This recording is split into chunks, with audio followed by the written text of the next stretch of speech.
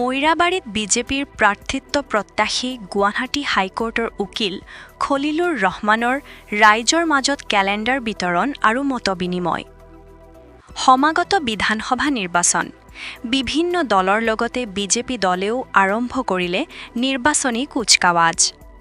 লাহৰীঘাট সমষ্টিৰ বিজেপিৰ প্ৰাৰ্থিত্ব প্ৰত্যাশী খলিলুৰ ৰহমানে মৈৰাবাৰী মণ্ডল বিজেপিৰ কাৰ্যকৰ্তাসকলক লগত লৈ আজি মৈৰাবাৰী বজাৰ এলেকাত ৰাইজ তথা ব্যৱসায়ীসকলৰ লগত মতবিনিময় আৰু কেলেণ্ডাৰ বিতৰণ কৰে।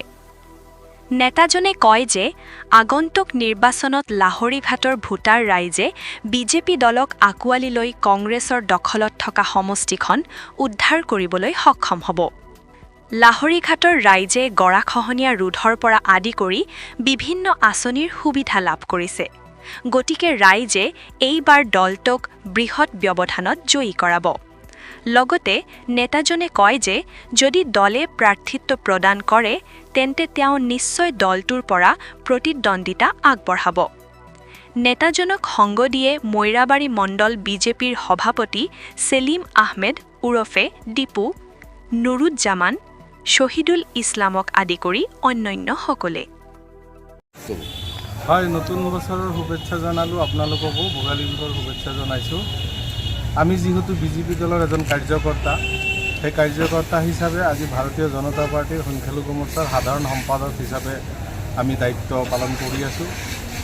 আমি লাহৰীঘাট সমষ্টিৰ 4টা মণ্ডলতে আমি গৈছিলোঁ। 4টা মণ্ডলতে তেওঁলোকৰ যিটো সাংগঠনিক স্থিতি, সেই স্থিতি বহুত সবল। আৰু আমি যি বুথ পৰ্যায়লৈকে ঘূৰি আজি যিটো পৰিৱেশ দেখা পাই আছোঁ, আগন্তুক দিনত আমাৰ লাহৰীঘাট সমষ্টিত সকলোৱে বিচাৰি আছে যে এটা পৰিৱৰ্তন লাগে। ইয়াত যিহেতু উন্নয়ন স্থবিৰ হৈ গৈছে, উন্নয়ন নাই, যিহেতু চৰকাৰ বেলেগৰ, ইয়াত MLA থাকে বেলেগৰ, গতিকে তেওঁলোকে উন্নয়নৰ ক্ষেত্ৰত কোনো ধৰণৰ পদক্ষেপ ল'ব পৰা নাই। যাৰ কাৰণে ৰাইজে বিচাৰি আছে যে আমাৰ ইয়াত এটা পৰিৱৰ্তন হওক, আৰু সেই পৰিৱৰ্তনে ব্ৰহ্মপুত্ৰ নদীৰ প্ৰটেকশ্যন হওক, ৰাস্তা ঘাটৰ উন্নয়ন হওক, আমাৰ এই দুখীয়া দৰিদ্ৰ লোকসকলৰ ইয়াত সংস্থাপনৰ ব্যৱস্থা হওক। ইয়াৰে অধিকাংশ লোক কৃষকৰ লগত জড়িত, কৃষি ক্ষেত্ৰত তেওঁলোকে আগবাঢ়ি যাওক। চৰকাৰে যিবিলাক ব্যৱস্থা যোৱা 10টা বছৰত কৰিছে উন্নয়নৰ ক্ষেত্ৰত, সেই কথাখিনি দেখি শুনি আজি ৰাইজে নিজে স্বতঃস্ফূৰ্তভাৱে আজি বিজেপিৰ প্ৰতি ধাৱবান হৈছে। আৰু প্ৰাৰ্থীৰ কথাটো এনেকুৱা, বিজেপি দলত প্ৰাৰ্থিত্ব তেনেকুৱা কোনেও এপ্লিকেণ্ট হ'ব নোৱাৰে। দলে যি সিদ্ধান্ত লয়, দলে যেতিয়া য'ত যি দায়িত্ব দিব সেই দায়িত্ব সততাৰে কৰিম। আৰু যদি তেনেকুৱা কিবা দায়িত্ব আহে, ভাল খবৰ কিবা আহে, মোকো যদি লাহৰীঘাট সমষ্টিত যদি MLA খেলাৰ সুযোগ দলে দিয়ে, নিশ্চয় ৰাইজে তেতিয়া আশীৰ্বাদ যদি কৰে, দলৰ সেৱা কৰাৰ কাৰণে এটা ইচ্ছা মনত চবৰে থাকে, বাকী দলে সিদ্ধান্ত ল'ব। লাহৰীঘাট সমষ্টিখন দেখা গৈছে কংগ্ৰেছৰ দখলত আছে, যদিও কংগ্ৰেছৰ ভিতৰ চৰাত এতিয়া দুটা ফৈদৰ সৃষ্টি হ'ল।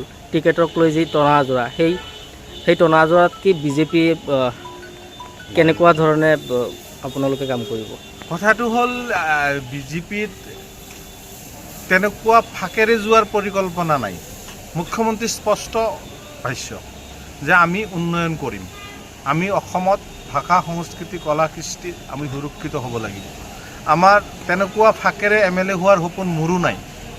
মই বিচাৰিছোঁ যে আমি অসমীয়া, আমি মুছলমান, আমি অসমীয়া, আমি গতিকে মূল সুঁতিৰ লগত মিলি আমি এজন অসমীয়া হিচাপে এই সমষ্টিটো আমি উদ্ধাৰ কৰিব খোজোঁ।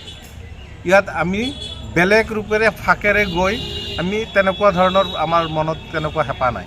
ৰাইজৰ পৰা কেনেকুৱা ধৰণৰ সঁহাৰি লাভ কৰিছে? ৰাইজে উইলিং দি আহি আছে, বিজেপিৰ প্ৰতি স্বতঃস্ফূৰ্তভাৱে মানুহে এতিয়া সঁহাৰি দি আছে।